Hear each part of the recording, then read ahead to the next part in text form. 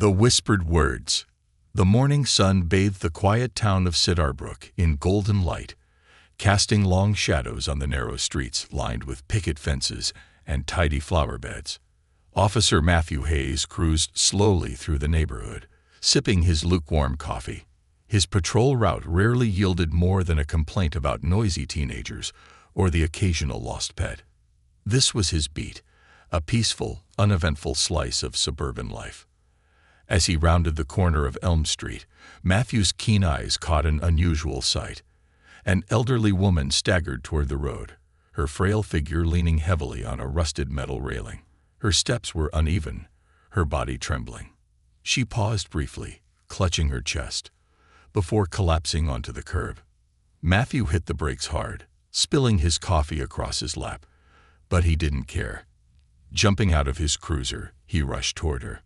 "Mom, are you all right?"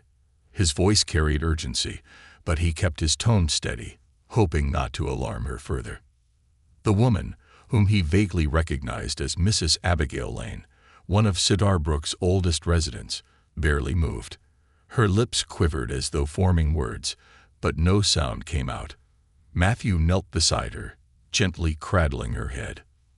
"Mrs. Lane, it's Officer Hayes. Can you hear me?" Her eyelids fluttered open, revealing a glassy, unfocused gaze. With surprising strength, her hand shot up and grabbed his sleeve. She pulled him closer, her voice barely a whisper. "They're coming," she rasped, each word a struggle. "The box. Save it." Her grip slackened, and her head lolled back. Matthew froze, the cryptic warning reverberating in his mind. Who were they? And what box was she talking about? Reaching for his radio, Matthew called for an ambulance. "Dispatch, this is Officer Hayes. I have a medical emergency on Elm Street. Elderly female, collapsed and semi-responsive. Requesting immediate assistance." As he waited, he noticed a piece of paper clutched in her other hand. Gently prying it loose, he unfolded it to reveal a hastily scrawled message. "If anything happens to me, the answers are in the attic." His heart skipped a beat. Abigail Lane was no ordinary resident. She had lived in Cedarbrook for over 60 years, a widow who kept to herself, but was respected by all. The note in his hand suggested something far more sinister than a simple medical emergency.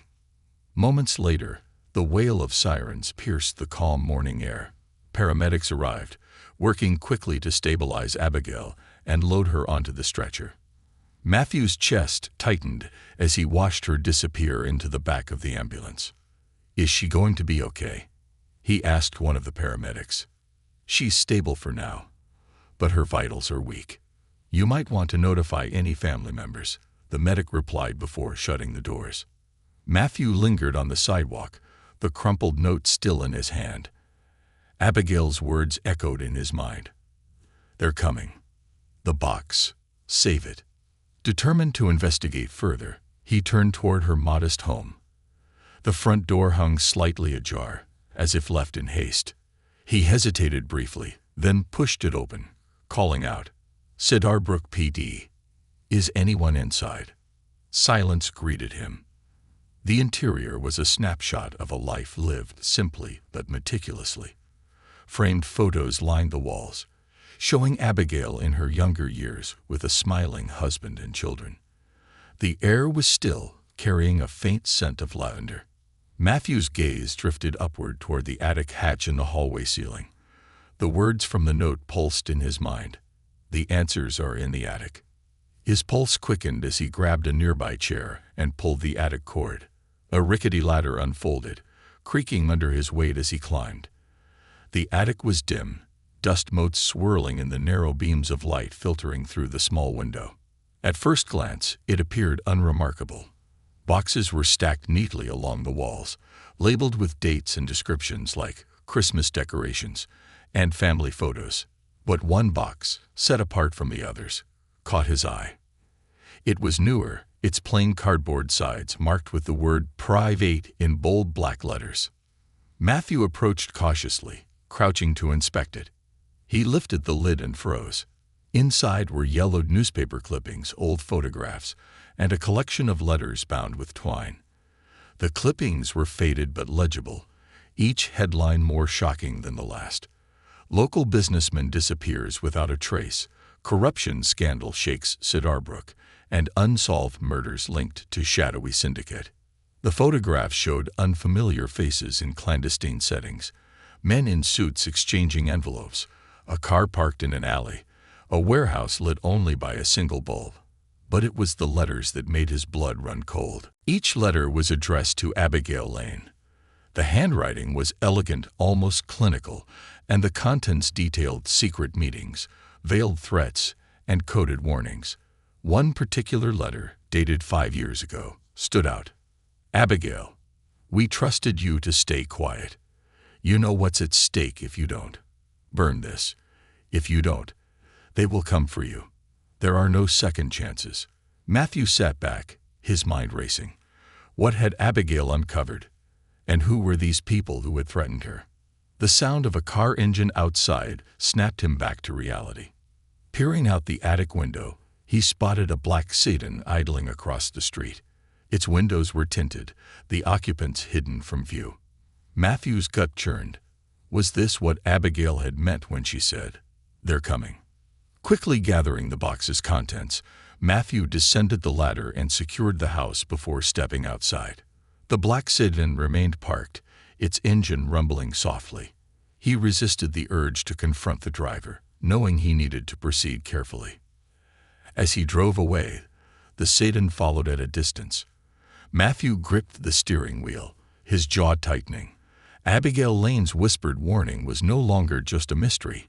It was a storm brewing on the horizon, and he was now caught in its center. Shadows in the rearview.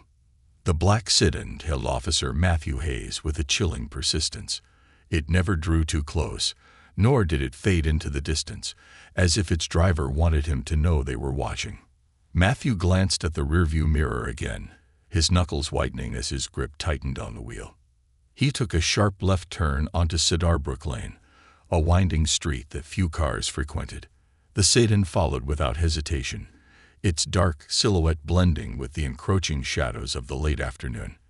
Matthew's pulse quickened as he realized the game of cat and mouse was far from accidental. "Dispatch," he said into his radio, his voice low but firm. "This is Officer Hayes. I have a suspicious vehicle trailing me. Black sedan, tinted windows, license plate partial. 7X4.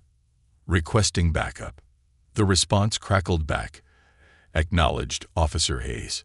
Units en route to your location. ETA 4 minutes. 4 minutes felt like an eternity as Matthew approached a desolate stretch of road. The sedan's headlights flicked on, bright and glaring, as if taunting him. Matthew slowed slightly, feigning a casual demeanor, but his heart raced. He needed to buy time. A plan began forming in his mind. Up ahead was an old maintenance depot, abandoned, with overgrown weeds and rusted gates. It wasn't the ideal place to confront a potential threat, but it offered the element of surprise. Matthew pulled into the depot, his tires crunching on the gravel. He parked at an angle, positioning his car for a quick getaway if needed. The black sedan followed, stopping just outside the gate. Its engine idled, the low rumble breaking the eerie silence. Matthew stepped out of his cruiser, his hand resting on the holster of his sidearm. He kept his movements deliberate, masking his apprehension. "Sidarbrook PD."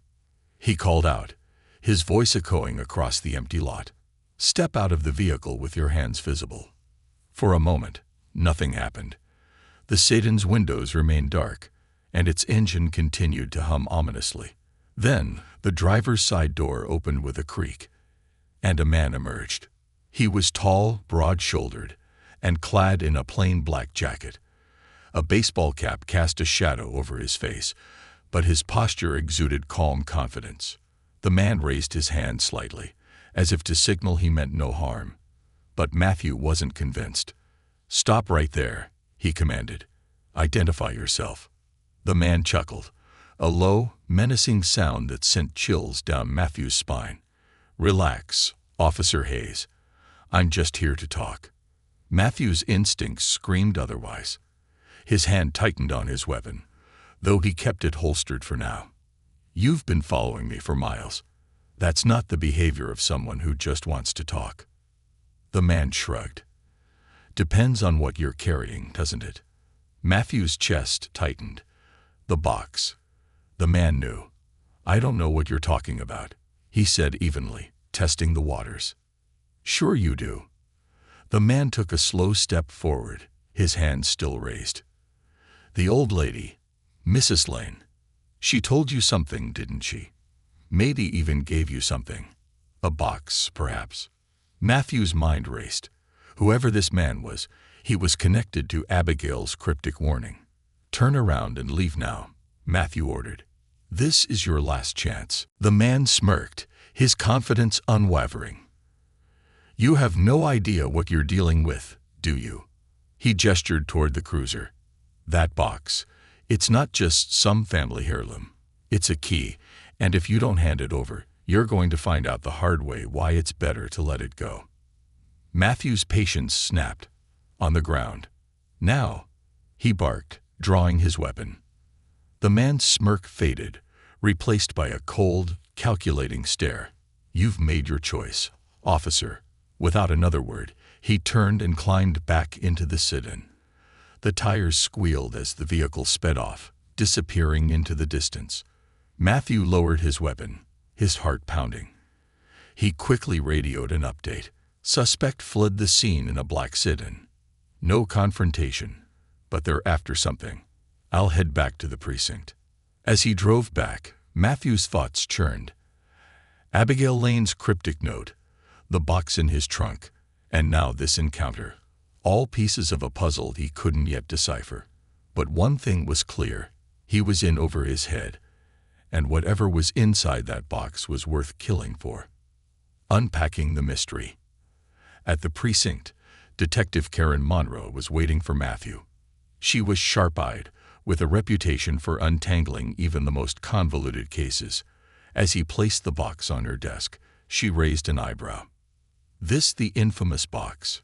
she asked, her tone laced with curiosity. Matthew nodded. "Found it in Abigail Lane's attic. She collapsed earlier today and warned me about someone coming after her. Then I got followed by a black sit-in." Karen's expression darkened. "Sounds like you've stirred up a hornet's nest." She opened the box carefully, her gloved hands removing the contents piece by piece. The documents inside painted a disturbing picture. Bank statements, ledgers, and handwritten notes pointed to a decades-long money laundering operation involving prominent figures in Cedarbrook. The name Joseph Hawthorne appeared repeatedly, a name Matthew recognized as a local businessman known for his philanthropy and influence. Karen frowned as she flipped through the files. "This is explosive. If what's in here is legit, it ties Hawthorne to some serious crimes. Fraud, embezzlement, maybe even murder." Matthew's jaw tightened. Hawthorne's untouchable. Half the town owes him something.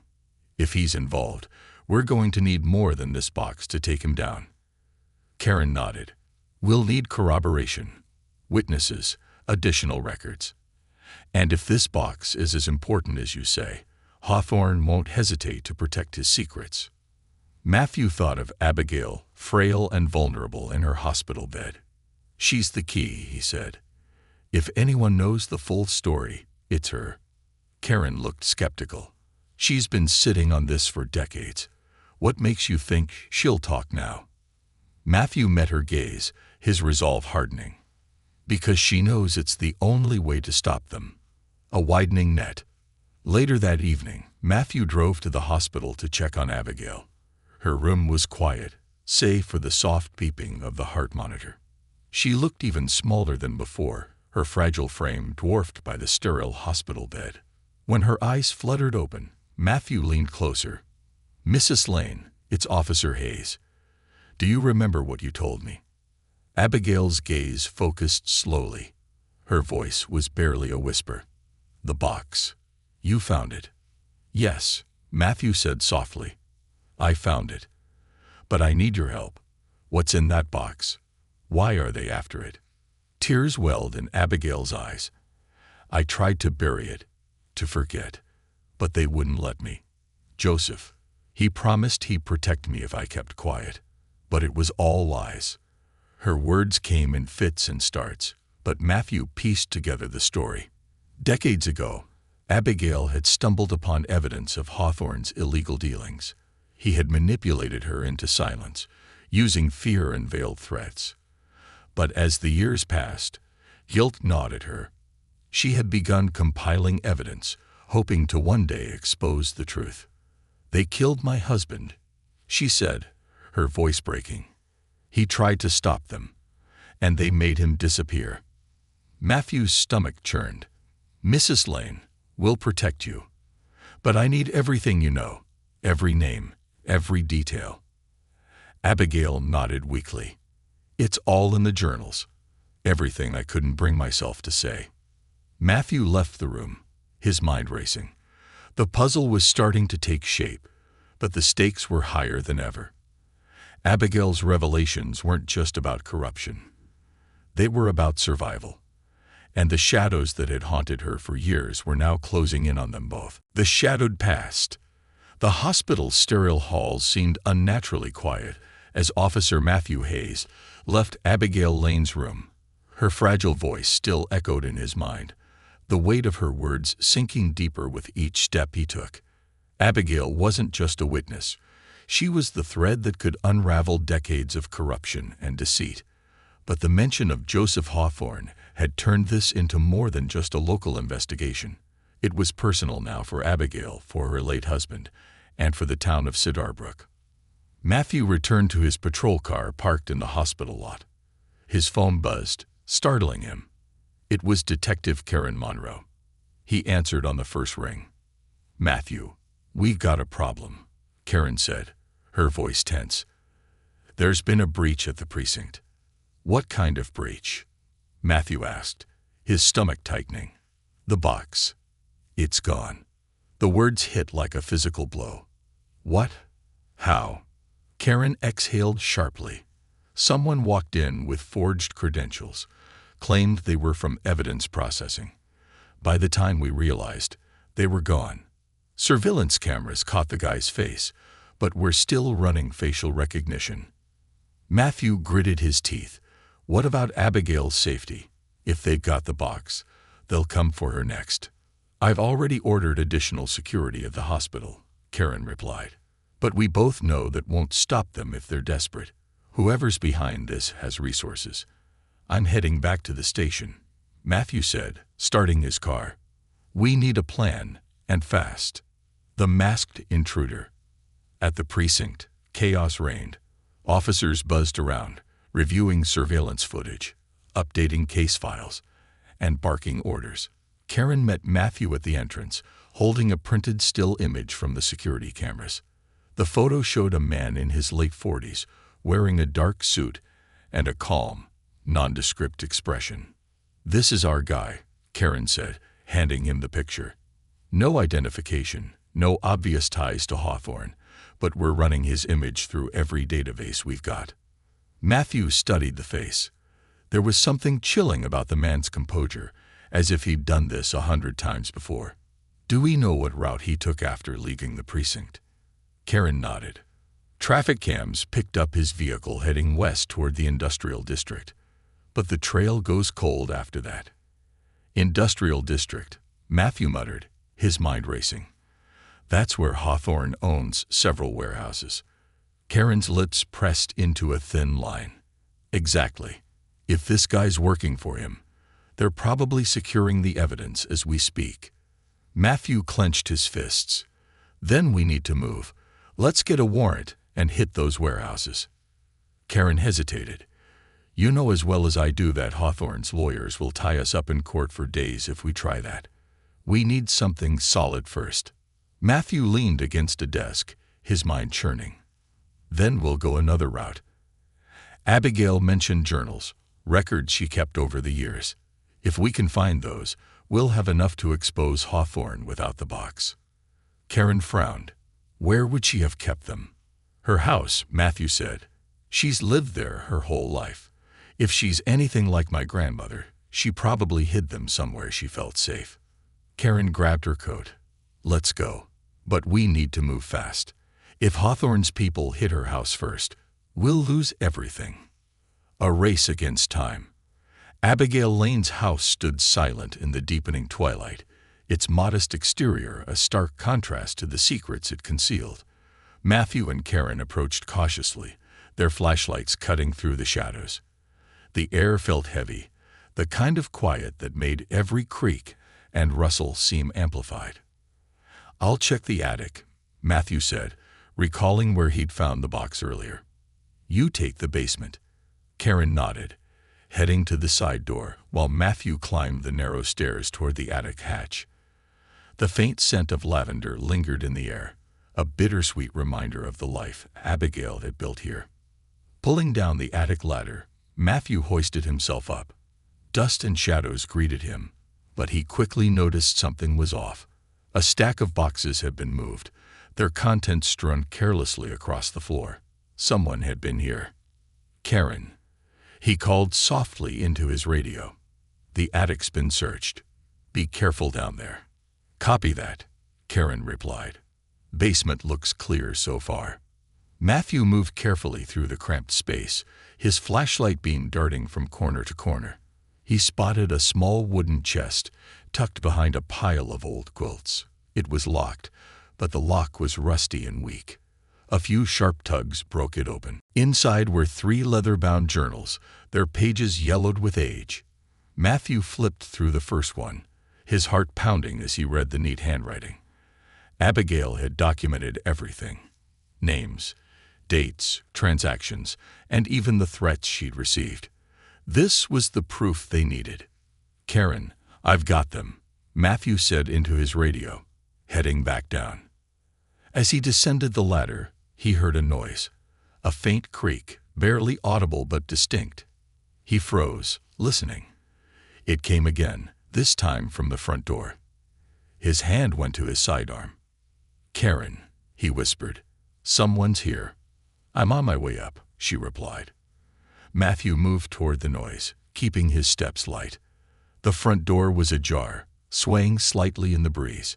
Shadows shifted in the dim light, and then he saw it, the silhouette of a man moving cautiously through the living room.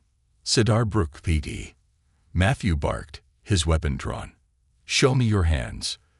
The intruder froze for a moment, then bolted toward the back door. Matthew gave chase, his adrenaline surging. The man was fast, but Matthew's training kicked in. He tackled the intruder just as they reached the backyard, pinning him to the ground. Karen appeared moments later, her weapon drawn. "You all right?" Matthew nodded, tightening his grip on the man. "Yeah. Let's see who we've got." The intruder struggled briefly before giving up. Karen shone her flashlight on his face, revealing a younger man with sharp features and a defiant glare. "Who sent you?" Matthew demanded. The man smirked but said nothing. Karen cuffed him and began patting him down. She pulled a folded piece of paper from his jacket and opened it. Her eyes widened. "Matthew, look at this." It was a blueprint of Abigail Lane's house, complete with markings around the attic, basement, and bedroom. Someone had meticulously planned this break-in. "They're getting desperate," Karen said grimly. "Hawthorne knows we're closing in." Matthew glanced back at the journals in his hand. "We need to get these to a secure location. Abigail's life depends on it. A safe haven." Back at the precinct, Matthew and Karen worked late into the night, scanning pages from Abigail's journals and cross-referencing them with the files they still had. The evidence was overwhelming. It painted Hawthorne not only as the mastermind behind decades of corruption, but also as the orchestrator of multiple disappearances, including that of Abigail's husband. But as the hours dragged on, a sense of unease grew. Hawthorne's network was vast, and his reach extended far beyond Cedar Brook. Matthew couldn't shake the feeling that they were being watched, even within the supposed safety of the precinct. Karen looked up from her computer, exhaustion etched on her face. "This is it, Matthew. This is the thread that unravels everything." Matthew nodded, his jaw tight. Then we need to make our move before Hawthorne makes his. But as they prepared to finalize their report, the lights in the precinct flickered, then went out entirely. The hum of electricity died, leaving only the faint glow of emergency lights. Karen tensed. What the hell? Matthew's hand instinctively went to his sidearm. Stay sharp. This isn't a coincidence. The shadowed corridors of the precinct were eerily silent, and the weight of the journals in Matthew's hands felt heavier than ever. Abigail's whispered warnings echoed in his mind. They're coming. And now, it seemed, they had arrived. The siege. The faint glow of the emergency lights cast long, flickering shadows across the precinct halls. Officer Matthew Hayes and Detective Karen Monroe stood in tense silence, the weight of Abigail Lane's journals heavy in Matthew's hands. The sudden power outage was no coincidence. It was a warning, a signal that Hawthorne's men were closer than ever. Karen broke the silence, her voice low and urgent. We need to secure those journals. If they came this far, they won't leave empty-handed. Matthew nodded, his grip tightening on the leather-bound books. The evidence locker isn't safe. They've already breached our defenses once. We need a more secure location. Karen's eyes darted toward the precinct's basement, the archive room. It's reinforced and has a manual lock. It's our best bet. A sudden noise cut through the air, a metallic clang, followed by the faint sound of footsteps. They weren't alone. Move, Matthew whispered, ushering Karen toward the basement stairwell. The journals were their priority, but his other hand hovered near his holstered weapon, ready for the fight he knew was coming. The descent. The stairwell was cold and narrow, the sound of their footsteps echoing off the concrete walls. Karen led the way, her flashlight beam slicing through the darkness. The air felt heavy, charged with an unspoken threat. As they reached the bottom, Matthew grabbed her arm, stopping her. He motioned for silence, pointing to the faint outline of a door at the far end of the corridor. It was ajar. Karen's brow furrowed. That should be locked, she whispered. Matthew nodded grimly. Stay behind me. Drawing his weapon, he approached the door cautiously, every nerve on edge. The door creaked as he pushed it open, revealing the archive room bathed in dim red emergency lighting. Metal filing cabinets lined the walls, their contents undisturbed. But something felt wrong. Clear, Matthew muttered, scanning the room. Karen followed him inside, locking the door behind them. She grabbed a steel lockbox from a nearby shelf, quickly inputting a combination. Put the journals in here. If they find us, at least they won't find these. Matthew placed the journals inside, his hands trembling slightly. As Karen secured the lockbox, a muffled thud echoed from upstairs. Then another, closer this time. They're in, Karen said, her voice tight. Matthew nodded. They cut the power to isolate us. They're trying to flush us out. Karen pulled her sidearm, her expression hardening. Then we make it as hard as possible. The ambush. The first sign of trouble came from the stairwell. Heavy, deliberate footsteps echoed downward, accompanied by the faint murmur of voices. Matthew and Karen exchanged a glance. Whoever these intruders were, they weren't trying to be subtle anymore. Cover the lockbox, Matthew said, moving to the doorway. I'll hold them off. Karen nodded, dragging a metal shelving unit in front of the lockbox for added protection. She crouched behind it, her weapon trained on the door. The footsteps stopped just outside the stairwell. There was a moment of silence, and then a low, gravelly voice called out, Officer Hayes, Detective Monroe.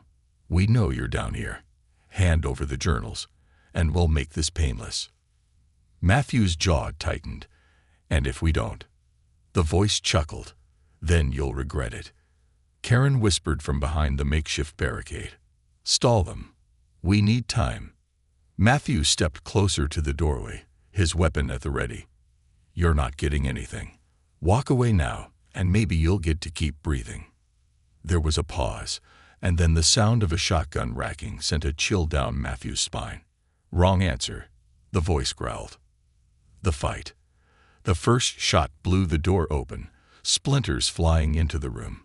Matthew dove behind a metal cabinet as bullets tore through the air, ricocheting off the walls. Karen returned fire, her shots precise and controlled, forcing the intruders to take cover. 3, maybe 4 of them, Matthew called out, reloading his weapon. "Make it 2, Karen said, her tone fierce. Another intruder crumpled to the ground as her shot hit its mark. The remaining men regrouped, their voices rising in anger. One of them lobbed a smoke canister into the room, filling the air with a thick, choking haze. Visibility dropped to nearly 0, but Matthew's training kicked in.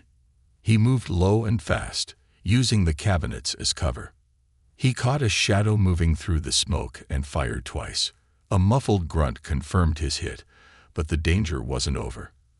Another figure emerged from the haze, tackling Matthew to the ground.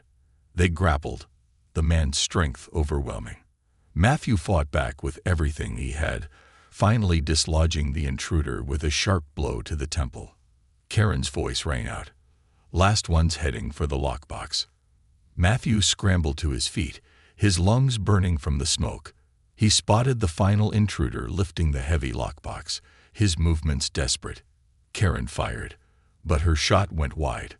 Before Matthew could react, the man bolted out the door, the lockbox in his arms. "Go," Karen shouted. "I'll secure the room." The chase. Matthew sprinted after the intruder, his heart pounding. The man was fast, but the weight of the lockbox slowed him down. They burst into the stairwell, the sound of their footsteps echoing like gunfire.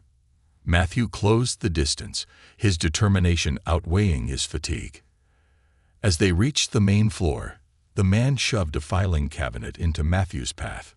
Matthew vaulted over it, adrenaline surging through his veins. The intruder barreled toward the exit, but Matthew tackled him just as he reached the door. The lockbox clattered to the ground. The man struggled violently, landing a blow to Matthew's ribs, but Matthew retaliated with a swift elbow to the jaw, disorienting him. Pinning the man to the ground, Matthew cuffed him, his breaths coming in ragged gasps. "You're done," Matthew growled, hauling the man to his feet. The intruder spat blood, his glare defiant. "You think this ends with me? You have no idea what's coming." The fallout. Karen emerged from the basement, her face streaked with sweat and soot. "You okay?" Matthew nodded, though his ribs ached. "We got the journals. That's what matters." Karen glanced at the subdued intruder. "What about him?" Matthew's eyes hardened. "We'll make him talk, one way or another." The precinct's backup power flickered on, illuminating the chaos of the main floor. Officers swarmed the scene, securing the area and taking statements. But Matthew's mind was elsewhere. This wasn't over. Not by a long shot. As he handed the lockbox to evidence control, he caught Karen's eye. "Hawthorne knows we're coming for him. We need to hit him before he hits back." Karen nodded. "Then let's finish this." Closing the net. The first rays of dawn painted the sky in hues of orange and gold, but there was little lightness to be found in the precinct. The air buzzed with tension as officers scrambled to fortify their position, the events of the night before fresh in everyone's minds. Officer Matthew Hayes stood in the precinct's main conference room, staring at the evidence laid out before him. Abigail Lane's journals, safely returned to the precinct, were now the centerpiece of an investigation that had grown far beyond the town of Sidarbrook. Detective Karen Monroe entered, her face a mix of exhaustion and determination. "We cracked the name from the intruder," Karen announced, dropping a file onto the table. "Bradley Kane, former private security, dishonorably discharged from the military, now works freelance for high-paying clients. Guess who's footing his bill?" Matthew didn't need to guess. Joseph Hawthorne. Karen nodded. "We traced a series of payments from a shell company back to one of Hawthorne's subsidiaries. Kane was hired to retrieve the journals and to eliminate any witnesses." Matthew's jaw tightened. Abigail's still in danger. "We need to move on Hawthorne now." Karen sighed, running a hand through her hair. "It's not that simple. Hawthorne's lawyers have already caught wind of this. They're filing motions to suppress any evidence we bring against him. We need something irrefutable, something that ties him directly to the crimes. Matthew gestured toward the journals. We've got decades of his crimes right here. Circumstantial, Karen countered. Without corroborating evidence or testimony, his lawyers will bury us in court. Matthew clenched his fists. Then we make sure he doesn't have time to bury anything. We apply pressure where it hurts. Karen raised an eyebrow. You've got a plan. Matthew nodded, his eyes narrowing. We're going to turn his own network against him. The weak link. Every empire had its cracks, and Matthew was determined to find Hawthorne's. He and Karen pored over the journals, cross-referencing Abigail's meticulous notes with public records and confidential police files. One name kept surfacing: Marcus "Red" Calloway, a mid-level enforcer who had worked for Hawthorne for decades. Calloway's our weak link, Karen said, tapping his name in the journal. He's been involved in everything from smuggling to money laundering. If anyone knows where Hawthorne's skeletons are buried, it's him. Matthew leaned back, considering their options. Where is he now? Karen smirked. Funny you should ask. Calloway's been in custody for the past 2 weeks on unrelated charges. He's sitting in county lockup, waiting for his lawyer to cut him a deal. Matthew's eyes lit up. Let's offer him a better one. The interrogation. County lockup was a grim, claustrophobic facility that reeked of sweat and desperation. Matthew and Karen entered the dimly lit interrogation room, where Marcus Calloway sat in shackles. His wiry frame and sharp features gave him the look of a man who'd spent his life in the shadows. Officer Hayes. Detective Monroe, Calloway drawled, leaning back in his chair. To what do I owe the pleasure? Karen dropped a thick folder onto the table, its contents spilling out just enough to reveal incriminating photos and documents. We're here to talk about Joseph Hawthorne. Calloway's smirk faded. I don't know what you're talking about. Karen arched an eyebrow. Really? Because your name appears in connection with over a dozen incidents tied to Hawthorne's operations, and with Abigail Lane's journals in our possession, we've got a trail that leads straight to you. Calloway's eyes darted to the folder, then back to Karen. You think you're scaring me. Hawthorne's got more lawyers than you've got evidence. You'll never touch him. Matthew leaned forward, his voice low and firm. We're not here to scare you, Calloway. We're here to make a deal. Talk, and we can protect you. Stay quiet, and you'll go down with him. Calloway laughed bitterly. Protect me. Against Hawthorne. You have no idea what kind of reach he has. Matthew's eyes hardened. I do. And I know that if you don't cooperate, you'll be the scapegoat for everything Hawthorne's done. He won't hesitate to throw you under the bus to save himself. The room fell silent as Calloway weighed his options. Finally, he sighed, his shoulders slumping. What do you want to know? Karen exchanged a glance with Matthew before sliding a photo across the table. It showed Hawthorne standing with a group of men outside a sprawling estate. This place, Karen said. What is it? Calloway hesitated, then muttered.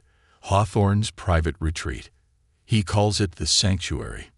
It's where he keeps his most sensitive records. Off the grid, no electronic backups. Only a handful of people know about it.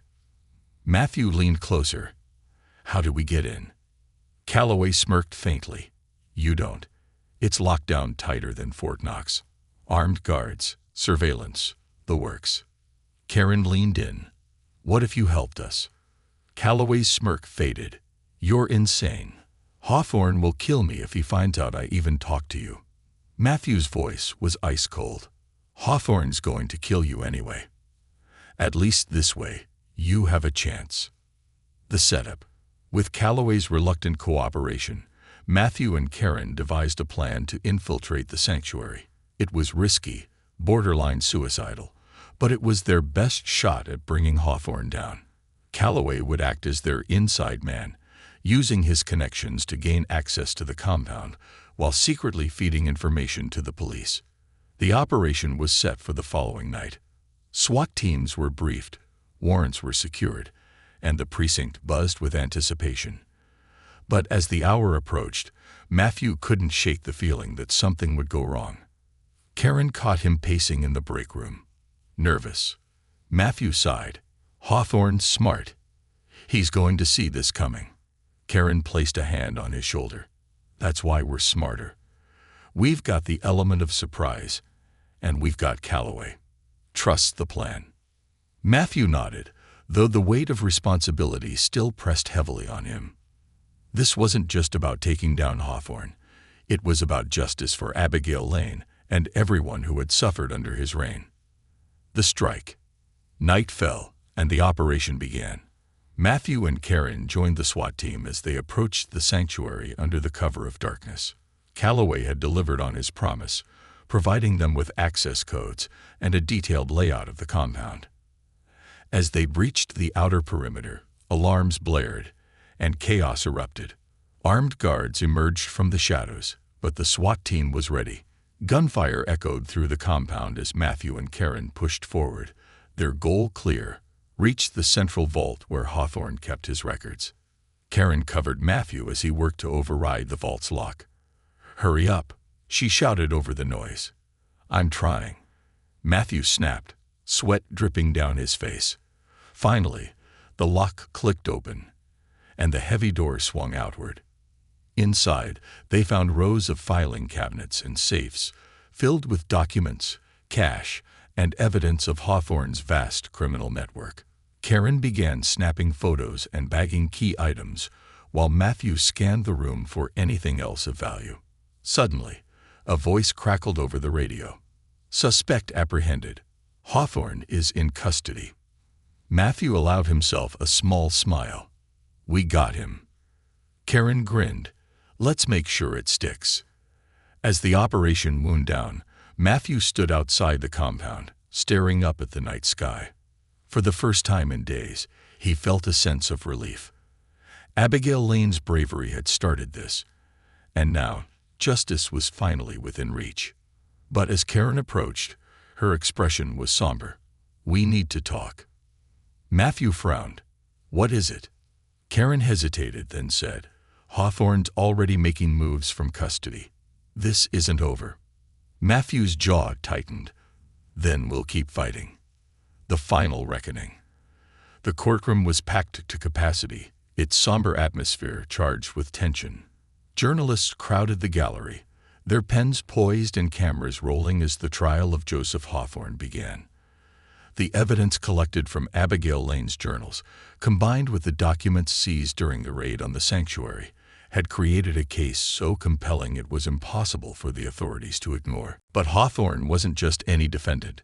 With his tailored suit, silver hair, and steely gaze, he looked every bit the untouchable mogul. His legal team, an army of high-profile attorneys, stood ready to dismantle every shred of evidence, to paint Abigail and anyone connected to her as unreliable. To them, this was just another battle, one they intended to win. Officer Matthew Hayes and Detective Karen Monroe sat together in the front row, their eyes fixed on the proceedings. Abigail Lane, frail but resolute, had been brought under heavy security to testify. This was her moment, the culmination of decades of silence and fear. The prosecutor, a sharp and relentless woman named Claire Radford, opened with a blistering statement. "Joseph Hawthorne is not the philanthropist he claims to be," Claire declared, her voice firm. "He is the architect of a criminal empire built on corruption, deceit, and violence. Today, we will expose the truth he's worked so hard to bury." Abigail's testimony. When Abigail Lane was called to the stand, the room fell silent. The years had weighed heavily on her, but she sat upright, her eyes unwavering. As Claire guided her through her testimony, Abigail recounted her life with Henry Lane and how their connection to Hawthorne had turned into a nightmare. "Joseph Hawthorne built his fortune by exploiting people," Abigail said, her voice steady despite her trembling hands. "My husband discovered his crimes, embezzlement, fraud, even murder, and when he tried to expose them, Hawthorne had him killed."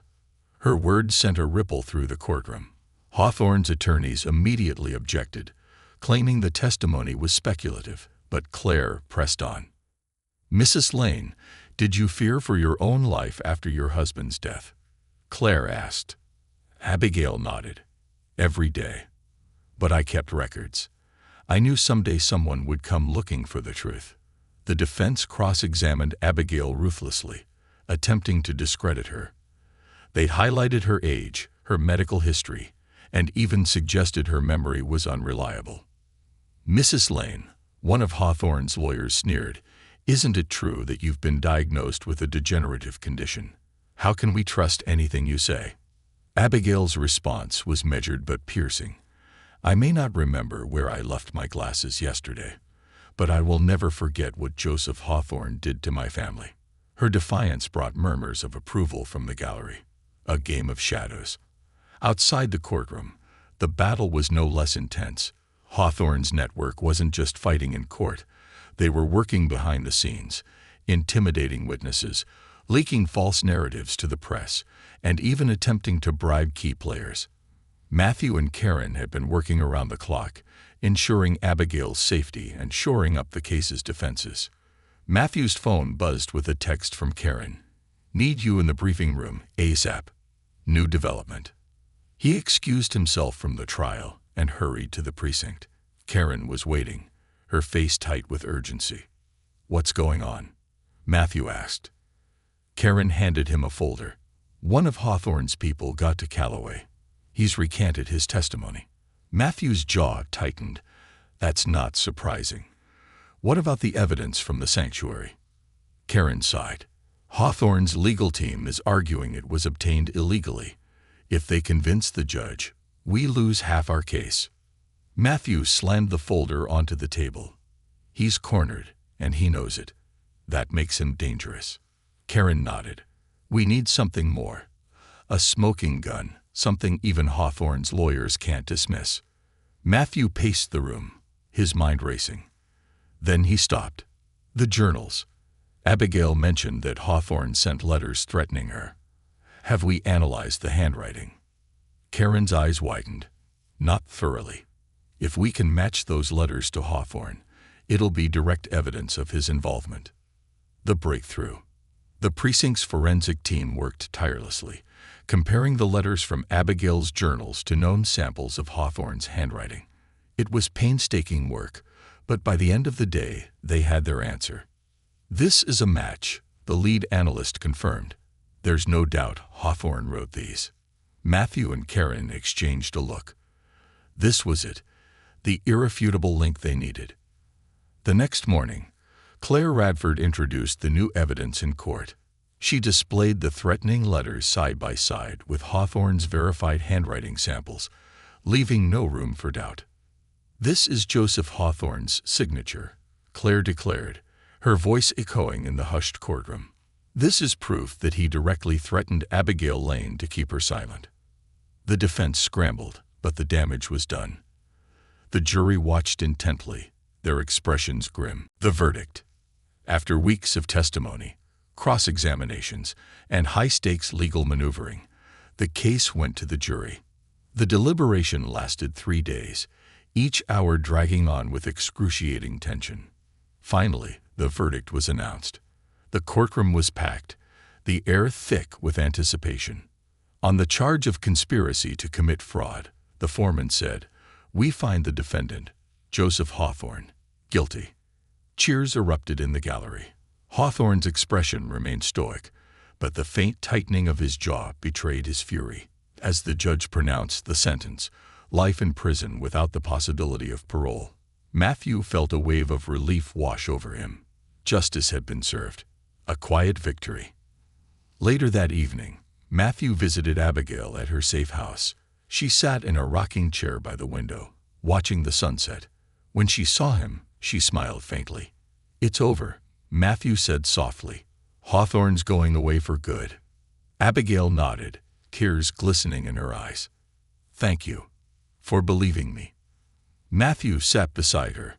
"You were the brave one, Mrs. Lane. You gave us the truth." She reached out, her frail hand resting on his. No one should live in fear, Officer Hayes. Promise me you'll keep fighting for the ones who can't. I promise, Matthew said, his voice firm. As the sun dipped below the horizon, the shadows that had loomed over Abigail Lane for decades finally lifted. For the first time in years, she felt free.